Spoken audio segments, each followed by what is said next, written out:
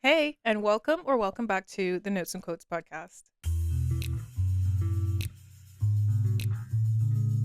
If this is your first time here, I am so thrilled to have you here. Thank you so much for joining the community. Welcome. And if you want to do me a favor, you can fill out our listener survey. If you hate this episode, if you love this episode, I want to know about it. It takes less than a minute to do, and it helps me produce the best possible podcast for you, the listener, which is who this podcast is exactly for. Now, today we are touching on trauma. Now, before I start, whenever I'm talking about heavy topics like these, I always have to stress that I am by no means an expert. I am merely someone interested in mental health, and having done a bit of research, I'm here to share with you guys about some unprofessional tips. And well, it's not really even tips because I'm not really doing tips today. We're just kind of talking about the issue of micro traumas today. But I do stress it is unprofessional information. I'm not an expert, so please don't use my advice if you have any like personal concerns or issues that you need to deal with. I am not the one to go to. Okay, now that that's out of the way, let's get into the topic. Trauma. Trauma is one of those things that I think everyone can kind of relate to. I've never met a person who doesn't have any form of trauma at all in their lives. Of course, not everybody shares what their traumas are. I don't know what every single person in my life's traumas are, but I know everybody has had some form of trauma in their lives.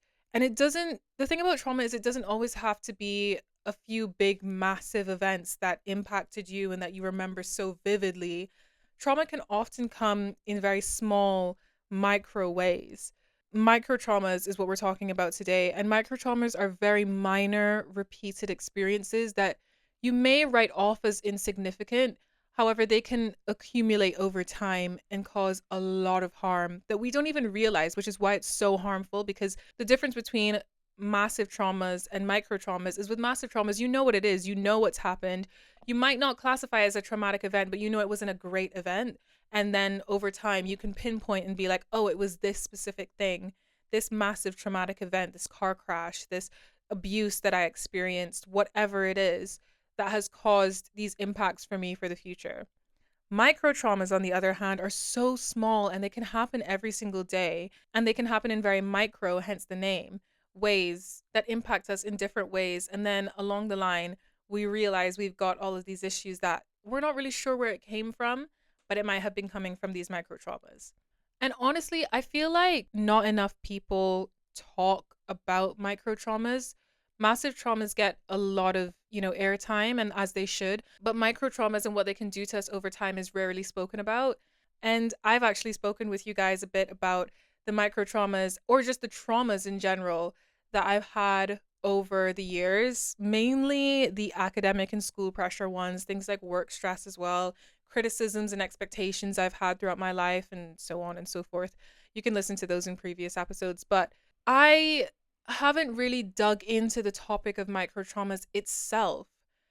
And one of the reasons I've been wary of doing this is because there's this sentiment that is going around that Gen Z has become overly sensitive and that we're all about mental health and gentle, conversations and stuff like that. And I think it has become an environment where you have to kind of tiptoe around what you say, or else people will just roll your eyes and think that you're being like a snowflake.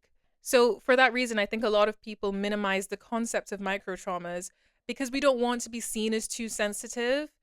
And that common sentiment of Gen Z is becoming too sensitive and soft, it can kind of deter you from talking about the topic, which is exactly what happened to me, but I don't care because I'm talking about it today. And honestly, in it's not in defense of the argument, but I will acknowledge at least that sometimes we do take it too far. And I do think that sometimes Gen Z can be a little bit too soft. But what I will say, which is a way larger point than that, because I know people are going to jump on that, but what is more pertinent that I will stress is that Gen Z has been making amazing moves in shifting perceptions of how we should treat ourselves and each other and how important mental health is. And I don't think that that should be understated. And I don't think that Gen Z should be deterred from talking about things like micro traumas just because it's seen as being soft or sensitive. Because in the long run, it's leading to healthier futures and a generation of people who have actual good mental well being instead of perpetuating generational traumas that we all kind of suffer with. Anyway, moving forward. So, what are some examples of micro traumas? Let's get into that because I feel like I've said that it can be small incremental things that you don't really realize, but it's exactly that. You don't realize them. So you might not even realize that what you're experiencing or that you have experienced micro traumas. So I'm here to share some examples with you. And of course, these examples are not all of them either. There's other forms of micro traumas that I would actually love to hear about. You know what would be really interesting? I would love for you guys to share with me in the comments or in the DMs to just tell me about some things that you consider micro traumas that might have affected you, or just things that you think would be micro traumas in general. It might not have affected you, or you might not have dealt with it personally, but you think it's a micro trauma. I would love to hear about it, and maybe it's something that I missed on this list. But let me tell you what the list is. Oh my gosh, actually, before I tell you what the list is, I was so excited for this topic. I completely skirted over the quote of the day. Guys, the quote of the day forms this entire conversation. I'm so sorry. Let me tell you the quote of the day. So the quote for today is a less professional quote. As I said, I'm an unprofessional person, so I'm giving you an unprofessional quote for today from Winnie the Pooh. But Winnie the Pooh was very insightful in this moment, and he said, "Sometimes the smallest things take up the most room." Now, I think by the end of this conversation, you will understand why I've chosen that as the quote of the day, because sometimes the smallest things do end up taking up the most room. And in this case, it's micro traumas. So back to the examples. Apologies.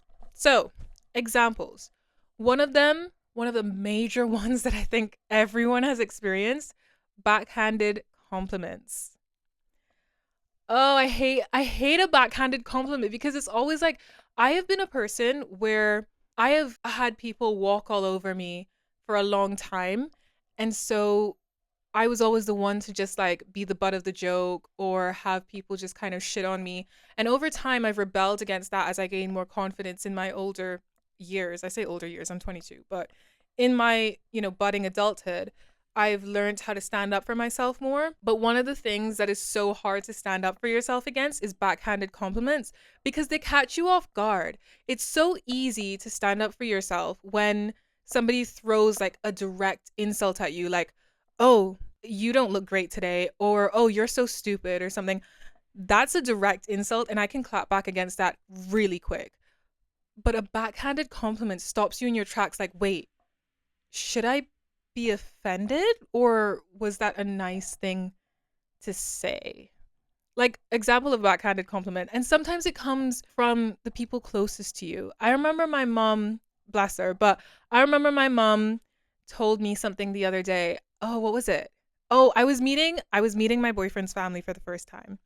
And I don't know, I picked an outfit to wear. It was just a jumper and some jeans.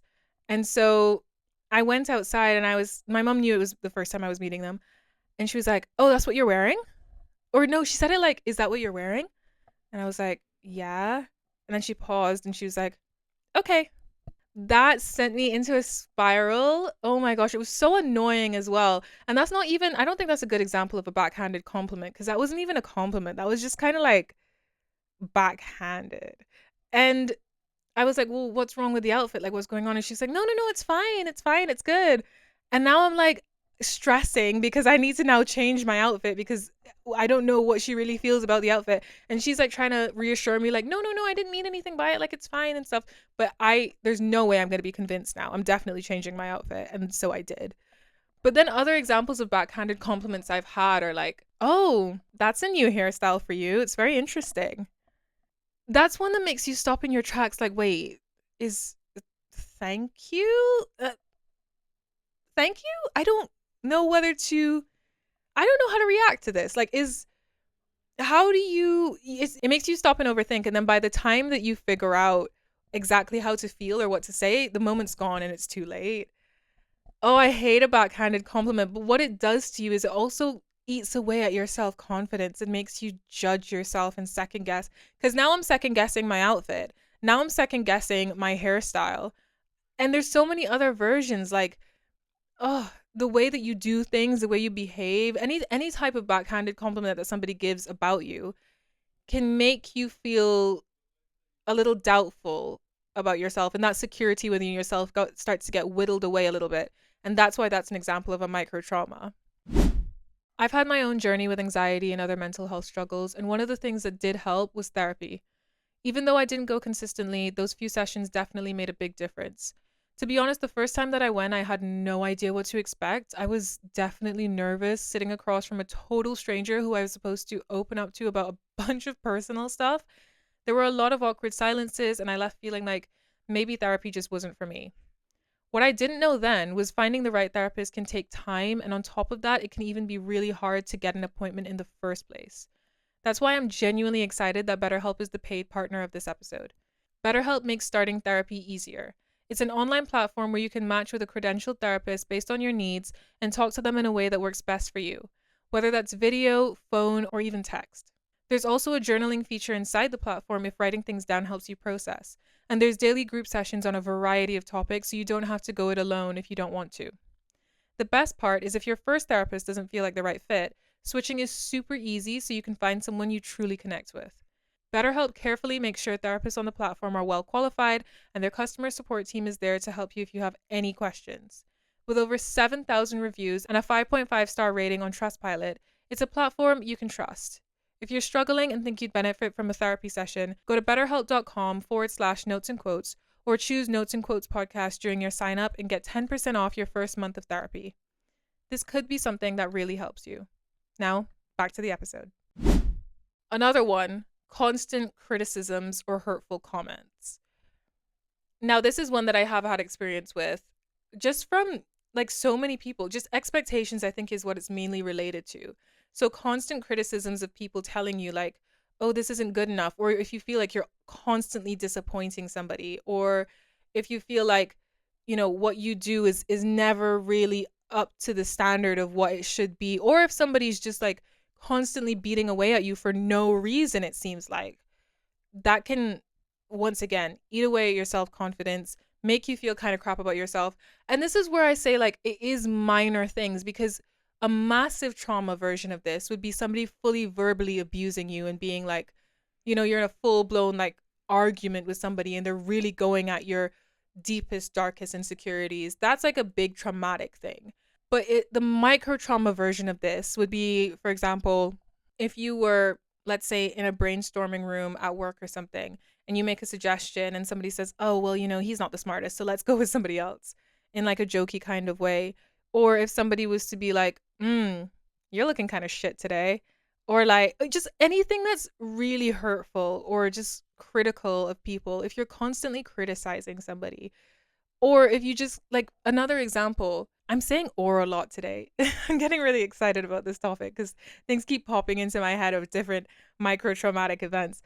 If someone gets mad at you and is just like, oh my gosh, I'm so sick of you. Like, why can't you just do this correctly? It might seem small, right? Like it might seem like, oh, it was just, a one-off and it happens. Everybody experiences this. This isn't like a traumatic event or something. And fair, it might not feel like a traumatic event, but that repetition of that event happening a lot for you ends up becoming traumatic, because it's kind of like death by a thousand cuts, Every little chip away at you adds to something larger than what it originally was. Another example, being ghosted. Now, this was one that I saw as an example of micro traumas that I didn't realize, or it didn't immediately come to me. Being ghosted. Now, this happens a lot in dating, of course. This can happen a lot with friends as well. I have been guilty of the ghosting friendships. I've done it probably once, but I haven't been like a full-on ghost. It's just been like I haven't responded to a message for maybe a few months, and then I come back and I apologize profusely. But I don't think that's really, is that ghost? It's still kind of ghosting. It is still kind of ghosting. But at least I came back. But I'm still at fault for not replying for a very, very long time with no explanation. But I think being ghosted by somebody can be very micro traumatic, and it comes in stages. So for example, if you've been talking to somebody for a long, let's do in the realm of dating. If you've been talking to somebody for a long time, you've gone on a few dates with them, things seem like they're going well, and then after a while you just realize they're not responding to you anymore and they've completely ghosted you. That can be really hurtful because you've formed a connection with that person, and now that's gone and you don't know what it was. Like, what was it? Was I not good enough for them? Did they find somebody better? Did they have these secret feelings about me that I didn't know that were actually annoying them, and they want nothing to do with me anymore? That's obviously going to make you feel terrible. And if that keeps happening multiple times with different people, what do you think that's going to do to your self-worth? Of course, then that eats away at you. And it can still be relevant even on a smaller scale. Like, you might have, let's say you're doing online dating and you matched with somebody and you talk to them for one day and then they ghost you. In the moment with that one off, it doesn't feel like anything. It's just like, oh, well, another one ghosted me, is what it is. It happens a lot in online dating, so it is what it is. That's fine. But then it happens with 5 more people. And then it happens with another 3 more people. And then it keeps happening. And then you're like, wait, is the problem me? Why do I keep getting ghosted? And the problem might not be you at all. Maybe they did find somebody who's more suited for them. That's not a reflection on you. And maybe they're just not the greatest people. Maybe they're just not great at texting. But I feel like our immediate reaction is to go to the negative. It just almost happens subconsciously, where we immediately are like, I wasn't good enough for them and they don't like me. Why don't they like me? What's wrong with me that they don't like me? So we then start to once again whittle away at our self-confidence. Another example, constant exclusion. This is something I can relate to. So when I was a kid, well, do you still classify yourself as a kid if you're in like secondary school in your teens? I'd still say you're a kid. Because I'm thinking about like 13 to 15-year-old me, maybe even 13 to 16-year-old me, if I'm being honest.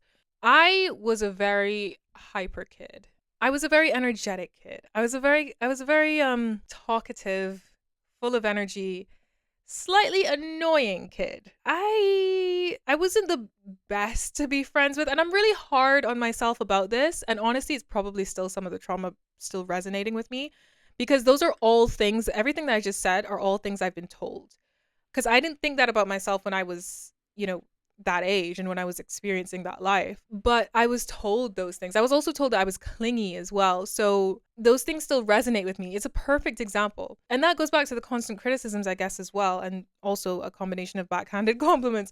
But the constant exclusion came in where, because I was like that, I was excluded from a lot of friend groups. I was excluded from a lot of things. And I guess I can loop in one of the last example as well. I was the butt of a joke all the time. I was the butt of multiple jokes all the time. That's the other example of, micro traumas that definitely happened to me as well. I was always the butt of a joke. And because I was constantly excluded, it made me want to be included so much more.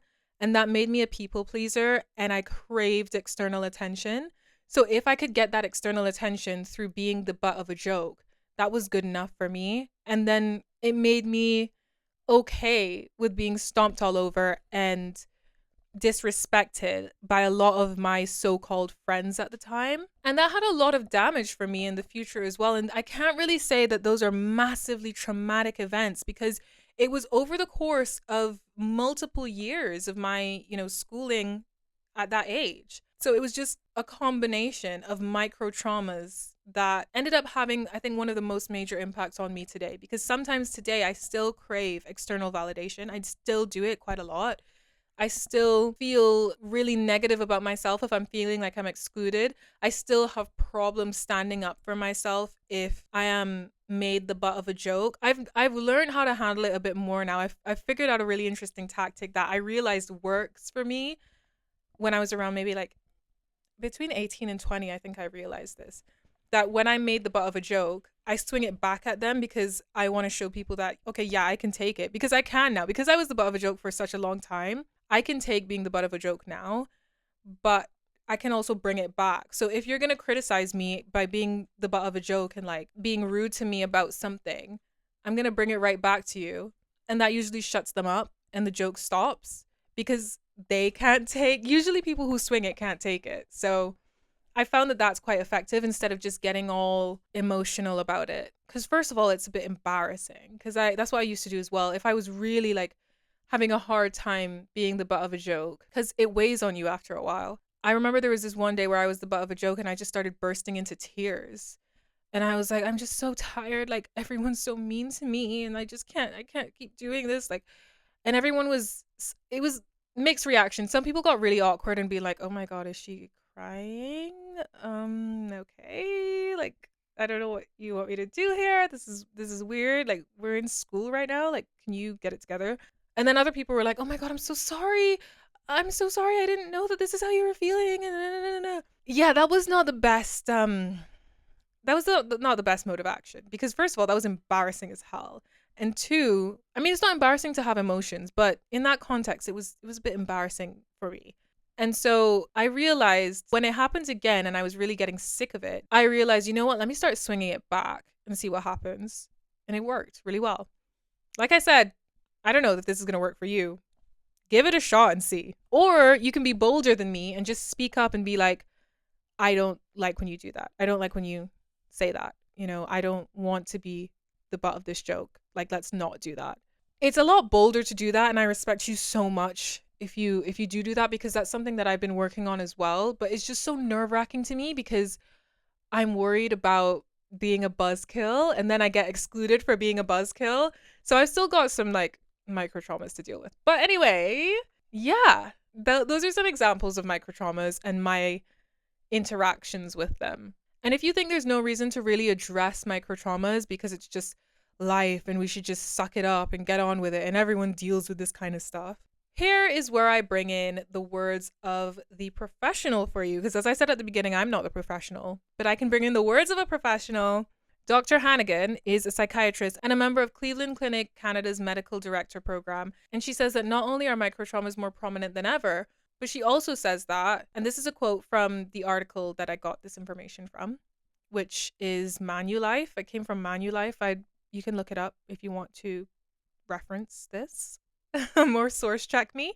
Anyway, the quote is, in the short term, she adds, most people will minimize the emotional impacts of microtraumas, brush these experiences off, and even cast doubt as to whether they're interpreting the interaction correctly.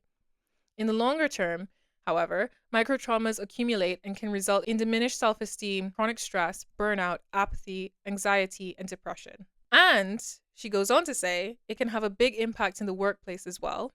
Microtraumas in the workplace can result in decreased productivity and engagement, increased absenteeism, and strained relationships with colleagues or supervisors, and dissatisfaction with work as well. So if you are going around saying that Gen Z is being soft and we need to just ignore our micro traumas and just get on with life, that is an example of how many things that the micro traumas actually end up impacting. It impacts your work life, which impacts your own income and money. And it also impacts your own self-esteem and self-worth and mental and social well-being. So I think it is something to address and that we should talk about and actually like do something about. So to all of the skeptics out there and the judgy people, there you go. And interestingly, but not really surprisingly, social media has also played a role in the rise of microtraumas. So Dr. Harrigan had said earlier that microtraumas are not only prominent, but they're on the rise as well. And one of those main reasons is, like I said, social media. She goes on to say, we know that screens can create a psychological distance between people. This can embolden people to say things or make comments that they likely wouldn't make in person.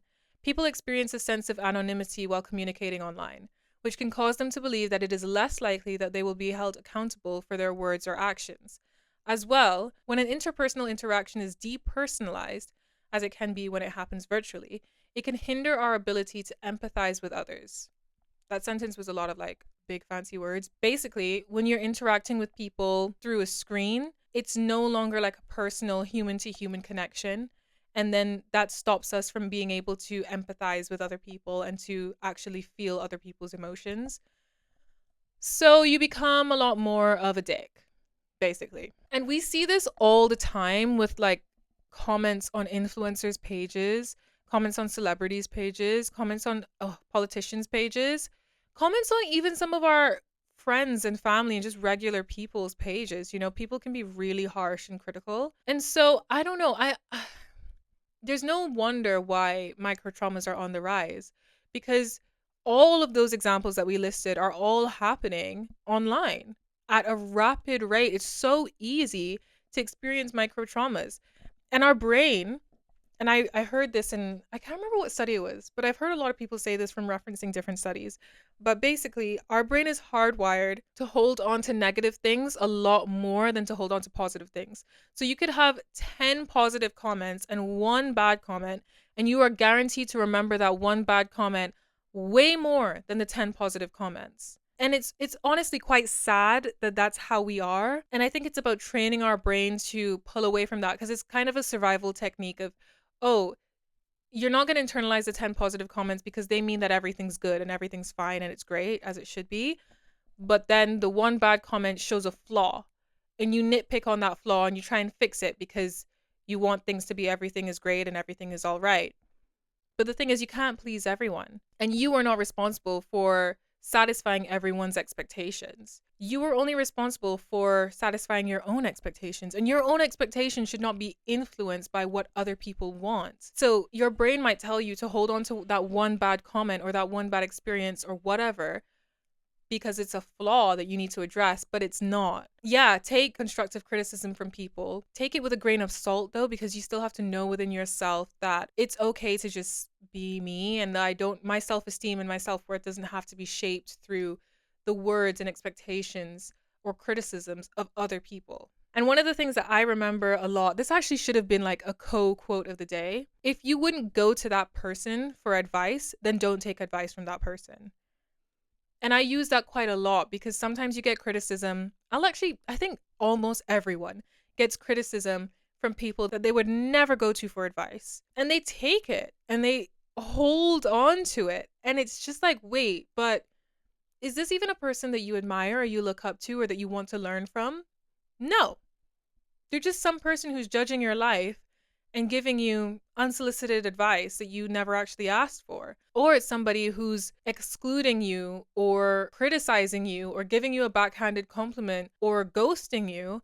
And you have absolutely no reason to internalize those things because they are not the creators or dictators of your life. And also another one, another quote. I'm full of quotes now. But another one is, your life, and I'm sure I've shared this on the podcast before, but better to do it multiple times so more of you hear it. But your life is not yours if you care what other people think. And I absolutely adore that quote. It's in my mind with me all the time because I have to remind myself of it every day, every single day. Because when you step outside of your house, honestly, it's because of the online age. Anytime that you're online or you step outside of your house, you're constantly being judged and perceived by other people. But if you care about what other people think, then your life isn't yours, it's theirs. And you don't have any reason to hand over your life to somebody else. You have full autonomy and the right to be exactly who you are, and your self-esteem shouldn't be dictated by anyone else. So I think that that is one of those things that should be really ingrained in your mind when you're going through your everyday. And then when you realize that, you recognize micro traumas a lot more and you figure out different ways of handling them. So speaking of different ways of handling them, let's talk about ways to deal with micro traumas. And the reason for this is because there will always be some form of micro trauma in your life. You cannot run from them. Backhanded compliments, criticisms, being ghosted, exclusion, being the butt of a joke, any other examples you can think of as well, they will always happen to you in your life. So let's talk about ways we can deal with them. 1, acknowledging how they make you feel and not minimizing it. That is so crucial, and I do this all the time. It causes me to be a bit of an overthinker sometimes. Actually, it doesn't cause me to be an overthinker. I just overthink. And then I make this more than what it should be. So anyway, let's not go into my own issues. Acknowledging how it makes you feel and not minimizing it is massive. I think when you experience something that makes you feel a little bit off, like a backhanded compliment, for example, I think stopping and assessing, wait, hold on a minute. I don't like how that felt. That didn't really feel like a compliment.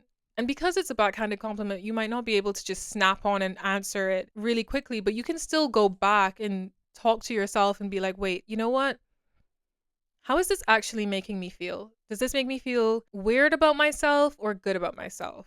If it's making you feel weird about yourself, then you have every right to talk to that person and be like, hey, that wasn't a great thing that you said, and I don't think that that was a compliment. And if you meant it in a harmful way, let's talk about that. Why are you trying to hurt me?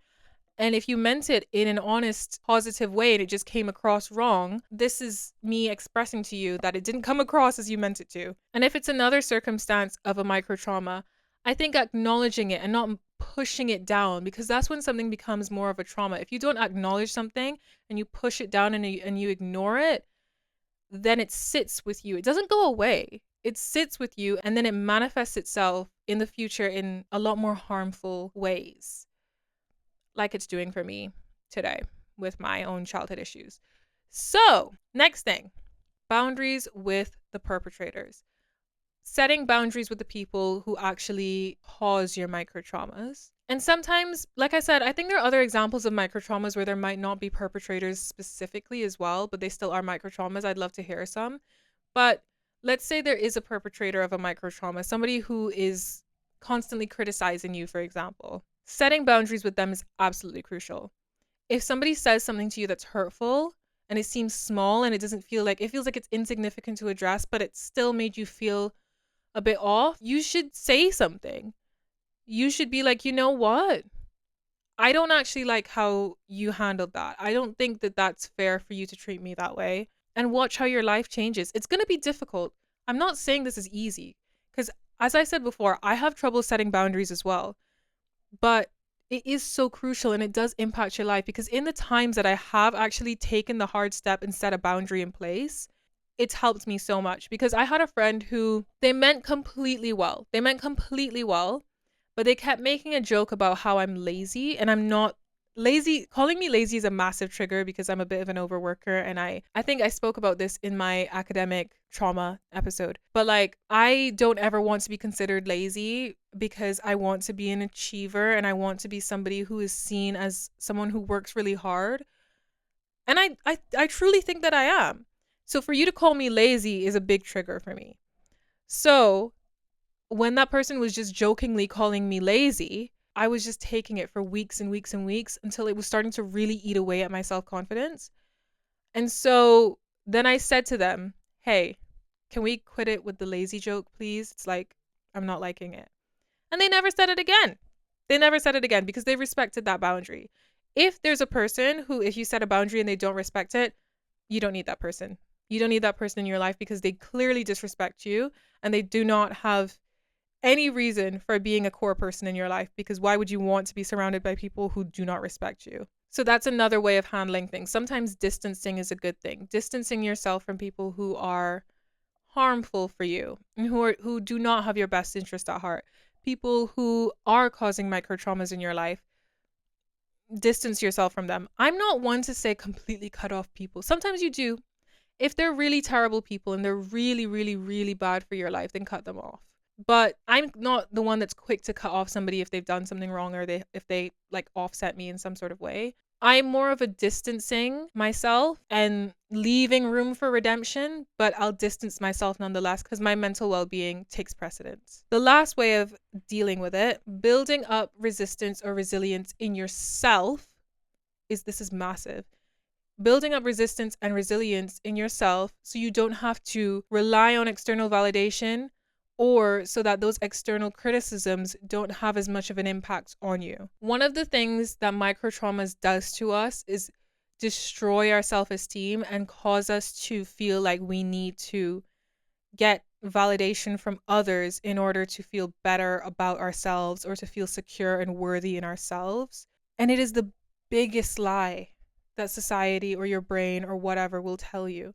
You do not need to have validation from someone else, or you do not need to have somebody else compliment you or tell you that you're good or congratulate you or whatever to have that be the truth about yourself. You are good enough in and of yourself without anyone having to tell you anything. Of course, it's lovely to have, nice words from other people, but you don't need to let the sum of those nice words actually dictate how much self-worth you have. If nobody tells you for an entire month anything positive about you, you should still be able to feel great about yourself because you get that validation from you. You can be the person that looks in the mirror and says, I'm proud of you. I'm the one that did the work to get you to where you are today. And I'm really happy to be myself. You have to get yourself to that point, or else you'll constantly rely on external validation and you won't have the strength within yourself to be able to resist the harm that the criticisms and the micro traumas can do to you. Because if you don't have that wall of resilience, that shield of confidence, then anything can get to you. So those are my tips for today, guys. Like I said, it's unprofessional advice. Take it with a grain of salt. But I do think it is very helpful, at least for me. And I do think that it could possibly help other people as well. So I'm really hoping that it has. If it has, please share that with me so I know. It really helps me know if this is actually making any form of difference in anyone's life. And that's it. That's all I have for you guys today. Thank you so, so much for listening. If you want more of the Notes and Quotes podcast, you can find us on our socials. We're on Instagram, LinkedIn, TikTok, and YouTube, video exclusively on YouTube. And I will see you again next Tuesday. As a reminder of the quote of the day, something for you to take away. I'm hoping that it makes a lot more sense now that you've listened to the episode. But the quote of the day is once again from Winnie the Pooh. It says, "Sometimes the smallest things can take up the most room." I'm hoping it resonates a lot more with you now that we've discussed this topic. All right. That's it. That's all I've got, guys. I'll see you again next Tuesday. Have a great day, night, week, weekend, whenever or whatever time it is where you are. Okay. Bye.